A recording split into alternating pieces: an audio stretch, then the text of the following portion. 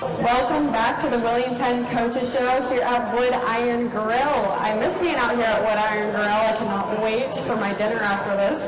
But anyway, since we were back, I wanted to let you guys know that on Saturday we have a doubleheader for the basketball teams. We got the women playing at noon and the men will play at 2.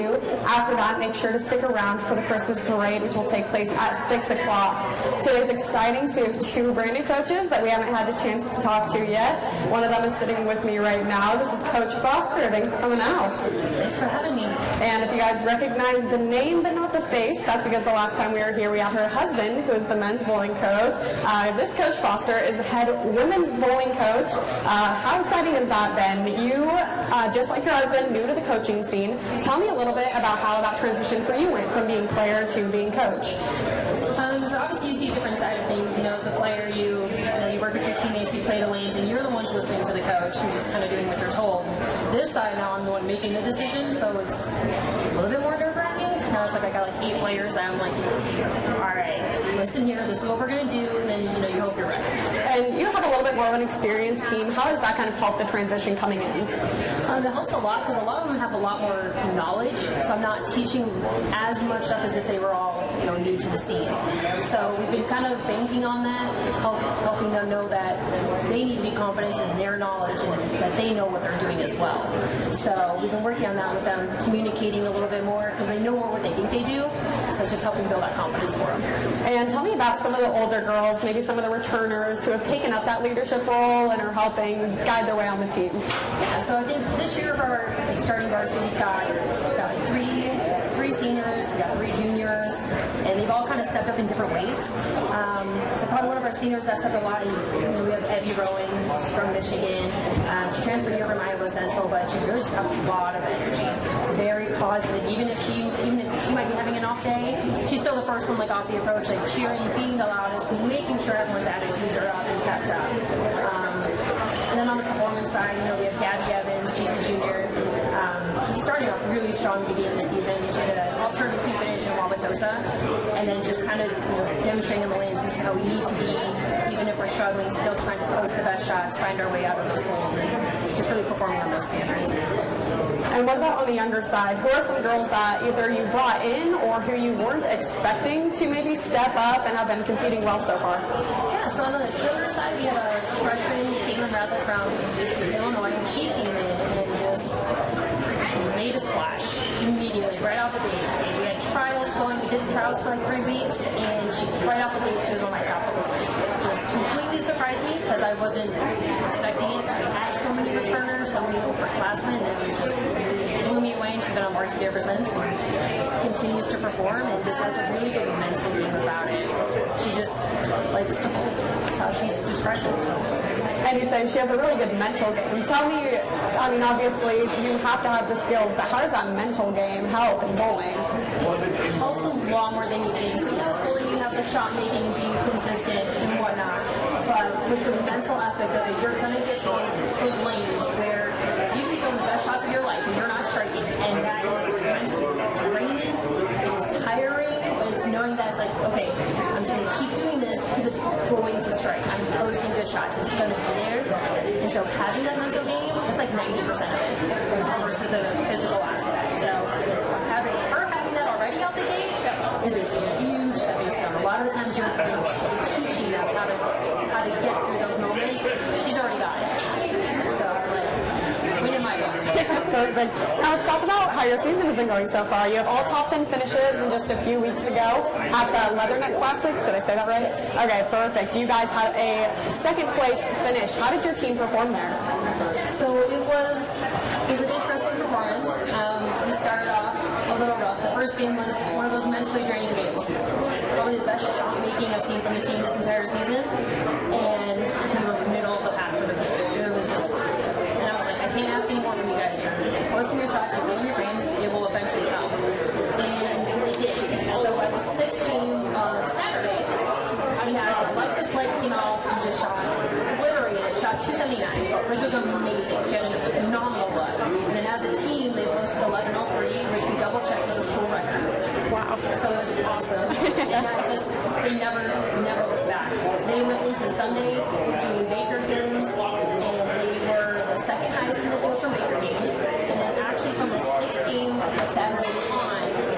they outpaced the entire giveaway for 200 kids. It was just an amazing performance, and they get into a match play setting, roasting shots. That's all I wanted them to do, and they ended up taking out in their first match. They took out Wichita 2-0 in match play, which was amazing. Wichita is always one of the top teams in the country. So that was amazing. And they come up against Newman, took them out 2-1, and we kind of fell short in the championship match, but the fact that we got there, I mean, we were in 23rd place out of that. And what does it mean for you guys as a small NAI school being able to compete on such big stages? It's exciting because you always hear about like the bigger NCAA schools. And you always hear about them. They're the ones always making the TV show, but for an NAI team to come out there and we're competing against 30, 40 plus teams. Yeah. For them to come out with a splash like that, it's a pretty big deal. It looks really good, especially when you're talking to recruits and you're trying to show them what NAI has to offer versus NCAA. It looks really good. Yeah, show them that you guys can kind of step up there and compete a little. Well, since then, you guys have had about 3 weeks of no competition. You guys got something coming up this Saturday, if I'm not mistaken.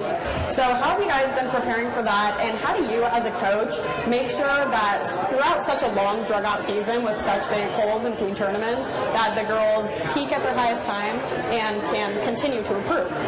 Right, so the best part about one thing I like to focus on is you do have to give them breaks, because it is a long season. They've been practicing since September 1st, and it's been in real great sense. We gave them the week of Thanksgiving off, kind of just decompress, take some time with family, relax. And then we just come back and we do spare shooting, we have drills, have some practice on patterns and work as a team. And this weekend we go into the Leatherneck, more hot in Illinois. So she'll practice there, and then we're actually going to get not a team practice because we go in finals, and then we're going to be in Las Vegas. Okay. So we encourage them to practice on their own. We hope they do. We're putting out patterns next week for them, but we want them to focus on their academics to get through finals, not have to stress about academic standpoint. But throughout the season, we give them breaks here and there just to kind of help not get burnt out. So it's a long season. We go September to April. And looking forward ahead till the end of the season, are there any specific events that you're looking forward to? Conference is always a good one. Yep. Throughout the season, we do see the teams, so it's always nice to see how they stack up, and then really, you're going head-to-head with them at conference. Yep. So it's really nice to see how that all comes into play. So for the girls, I think I've done quite a bit of good confidence as to how that's going to stack up, so I'm really looking forward to that. Then, end the regular season, we have the future biggest tournament of the season. That one's always a good one, because you have teams from all over the country show up. There's like 60 to 70 teams that show up, so it's really nice to see, because now you're seeing how you are everybody, not just teams 20 or 40 teams. Yep. And then now that you've kind of had a few months to take a look at what your team is capable of, what are your main goals for this season? So we actually had a team meeting about that, about what the goals were. Some of the goals that they want to come away with a conference win, which would be nice. They want to make it to nationals, and that's a big one. Last year they just barely missed it, and the year before, with COVID and everything, I firmly believe that team would have made it to nationals. Any team is going to make it that level of team.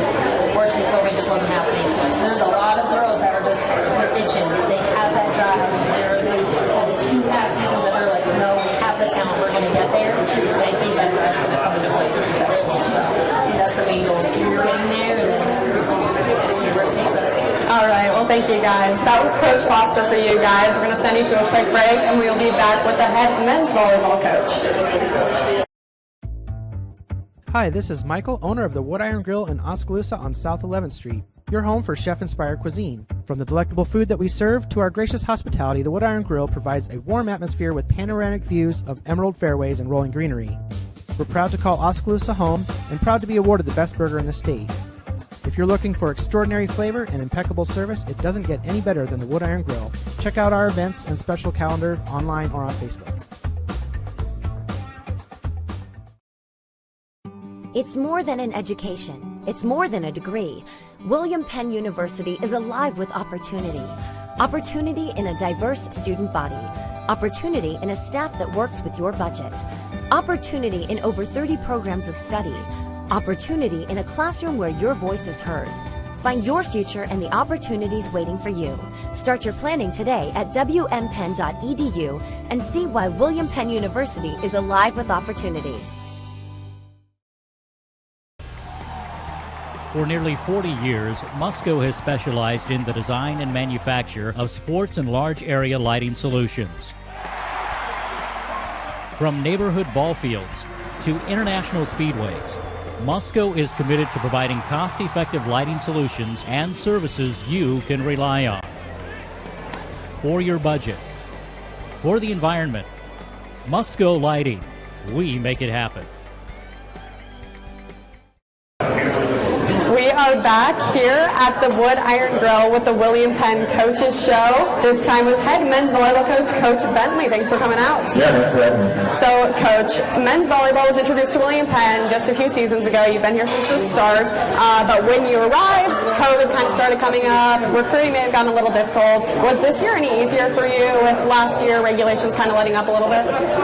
Yeah, I think our first year we experienced a shorter season because of COVID, so this past year was kind of our first full year, and that really helped with recruiting as well. But more than anything, just having a couple of years under our belt was really helpful, and so we brought in our third recruiting class ever this past fall. And so, yeah, I'd say we're probably in the best place we've been in, but also the 3 years has helped a lot. And tell me a little bit about the team that you brought in. How do you feel about those freshmen and transfers that you've acquired this year?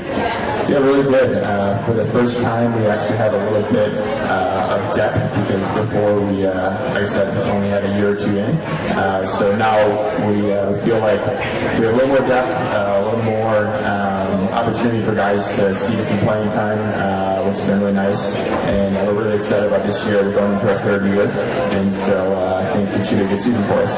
Tell me about some of the older guys that you've had, some of the returners, and how they have helped not only lead in those kids, but those guys have been here since the beginning, so how are they helping as leaders on this team? Yeah, that first class that we brought in 2 years ago, that are juniors now currently, they've been incredible in terms of leading the program, in terms of building the culture.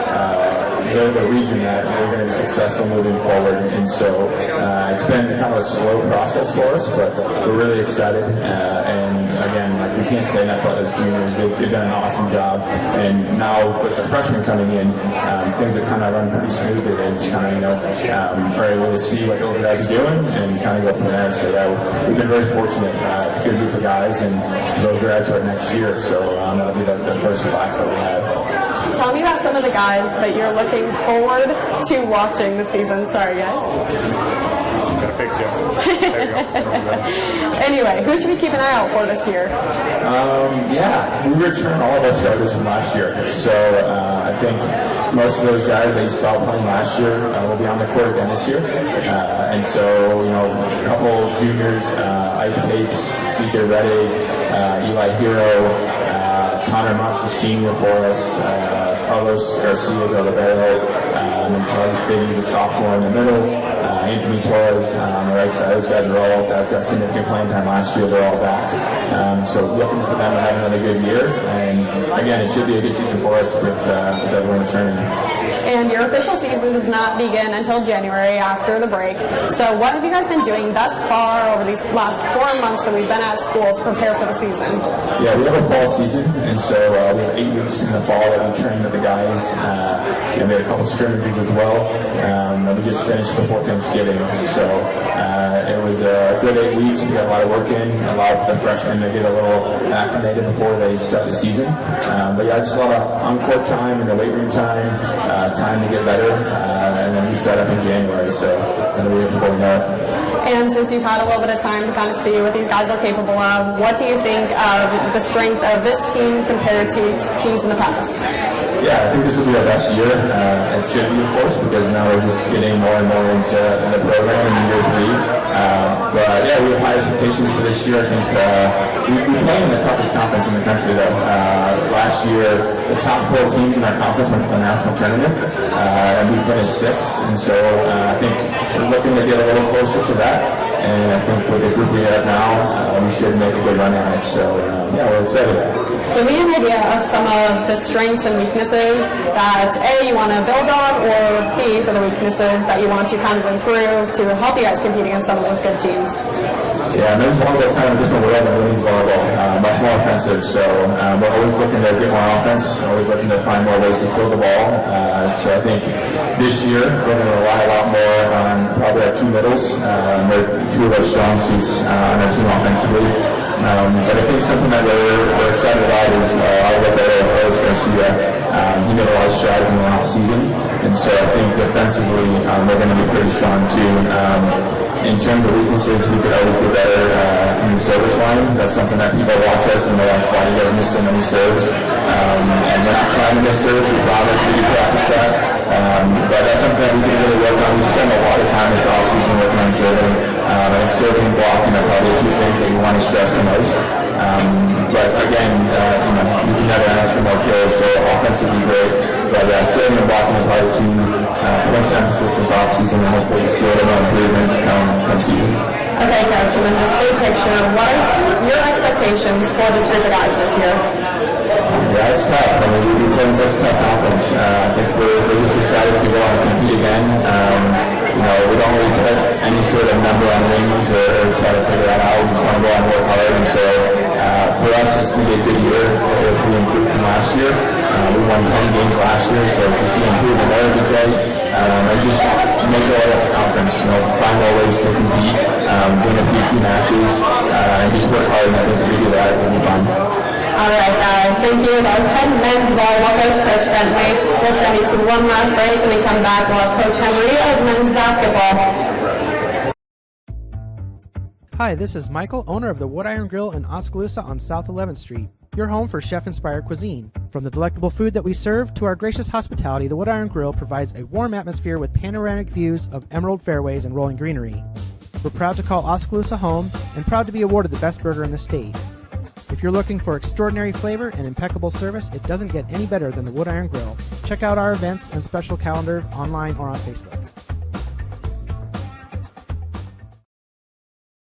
It's more than an education. It's more than a degree. William Penn University is alive with opportunity. Opportunity in a diverse student body. Opportunity in a staff that works with your budget. Opportunity in over 30 programs of study.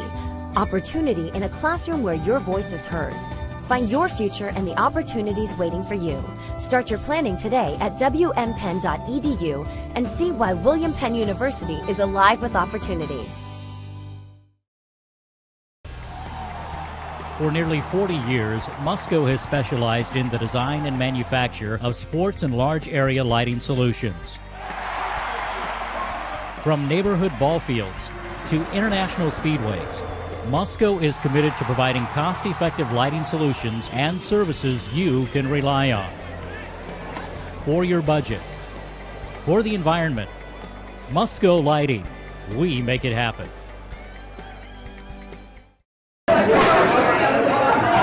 All right, guys, we are back at the William Penn Coaches Show, and we've got Coach Henry of men's basketball right now here with us. Thanks, Coach. Hey, thanks for having me. So let's start this off with the Grandview game. Total Pickles of Ryan, and your team pulled off that win. How do you think your team performed in that game? We were okay. We won the game, and that's all that matters.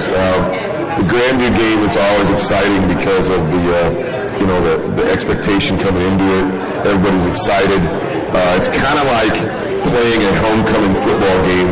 There's some distractions and some things going on, and a lot of people wanting tickets and stuff like that. So we've never really played all that great home Grandview since we changed it from Central to Grandview many years ago.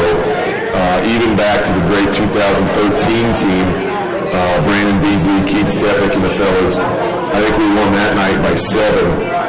So to win last night 97 to 77 was a good feat.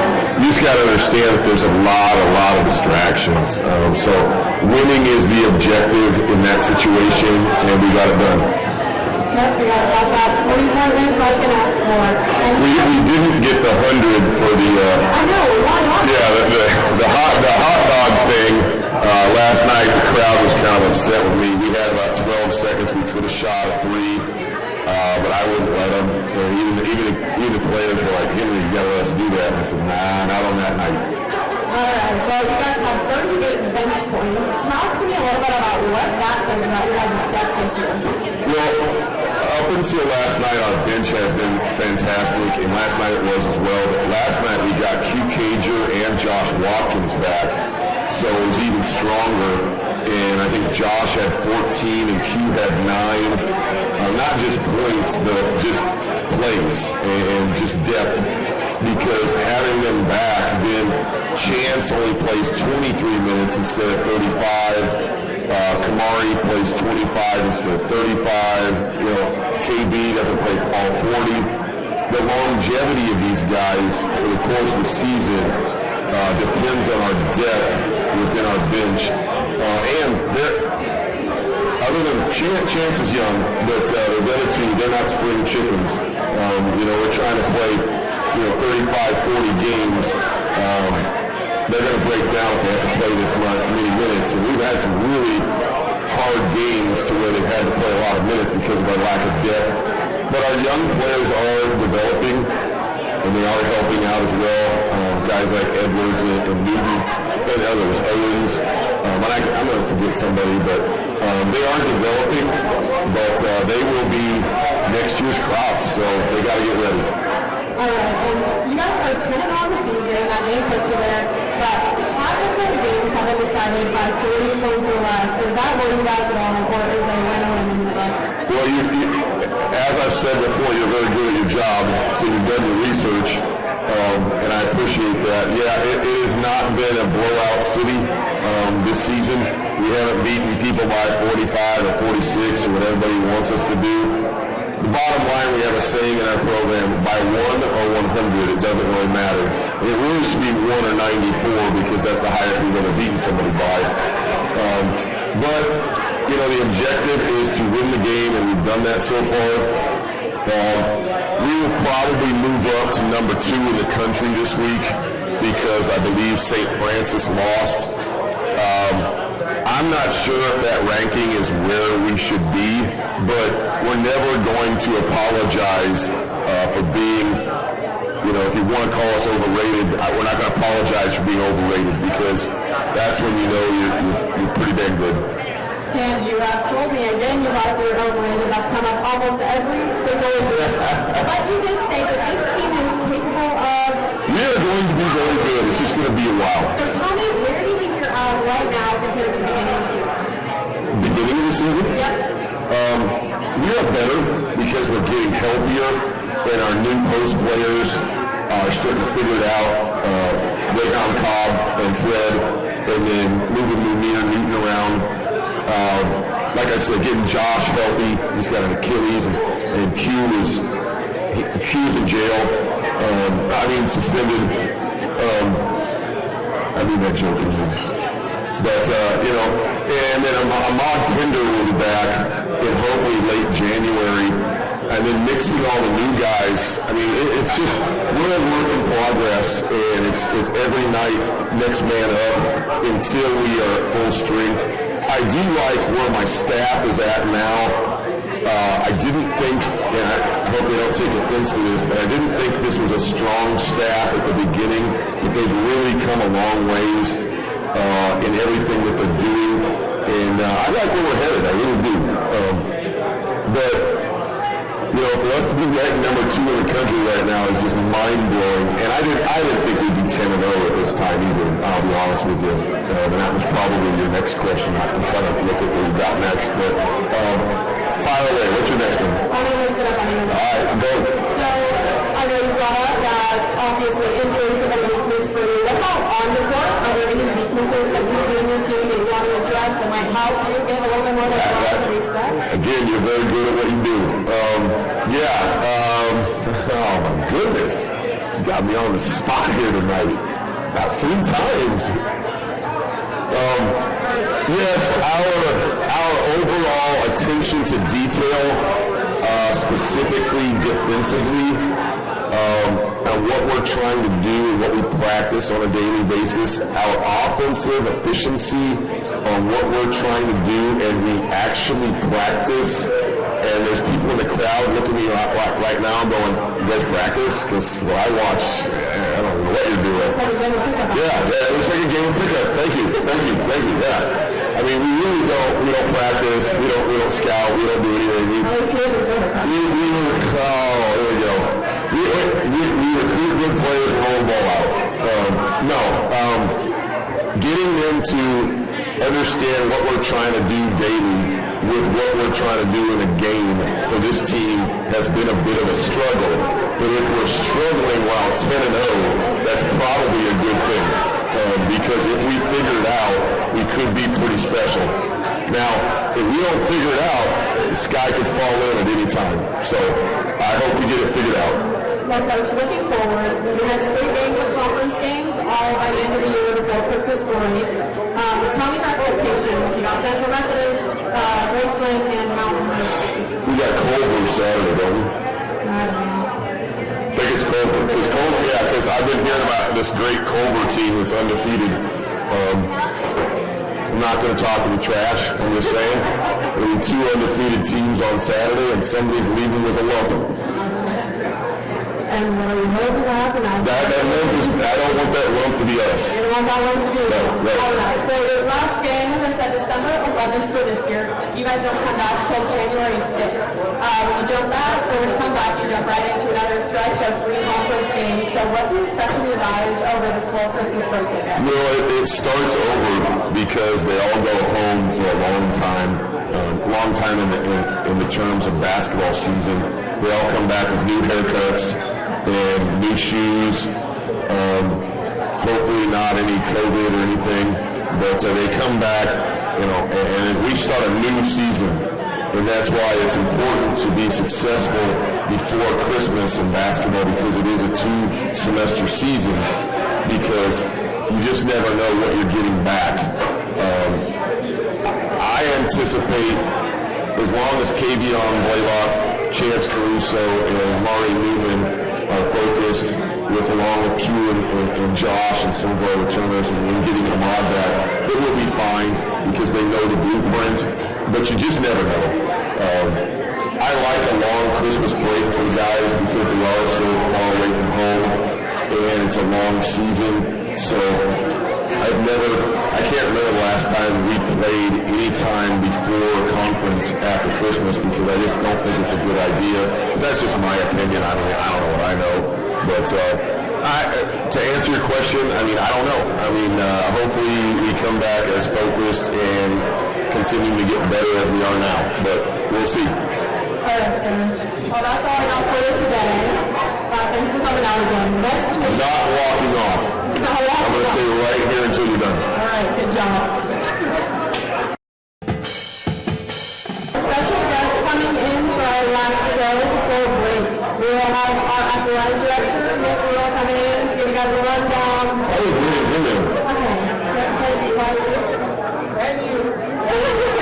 I got it. You're nice. But anyway, that'll be our last show for Christmas break. Make sure you tune in for a little bit of fall recap and spring preview. We look forward to seeing you guys.